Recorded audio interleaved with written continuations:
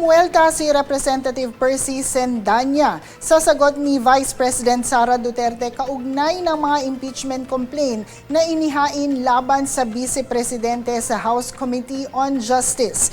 Ito ay matapos magsumite si Vice President Duterte ng kanyang sagot sa dalawang impeachment complaint na inihain laban sa kanya sa House Committee on Justice. Sa kanyang tugon, iginiit ni Duterte na inuulit lamang ang mga reklamo ang mga paratang sa naunang impeachment complaint na idineklara ng unconstitutional ng Korte Suprema at anyay walang sapat na batayan ang mga alegasyon laban sa kanya.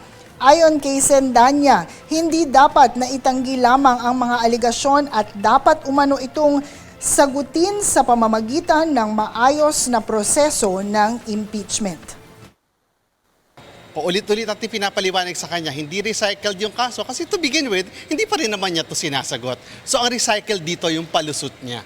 At ang recycled dito yung paulit-ulit niyang refusal to be accountable for the faults that she did para sa mga ginawa niyang pagnanakaw sa kaban ng bayan at pang-aabuso sa kapangyarihan. Ito naman ngayon yung pagkakataon ng mga complainants para sagutin yung non-answer ni VP Sara Duterte. So merong sagot si VP Sara at syempre may pagkakataon yung ating complainants to respond to that. So ito yung hinihintay natin na mangyari in the next few days. So maaaring today, ibigay yung kopya ng sagot ni VP Sara sa complainants. Meron silang 3 araw para sumagot.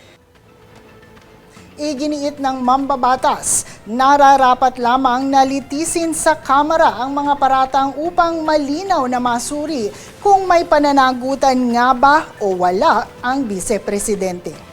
Hinihintay pa natin yung desisyon ng komite at ng House Leadership kung magpapatuloy ang ating hearings during the break.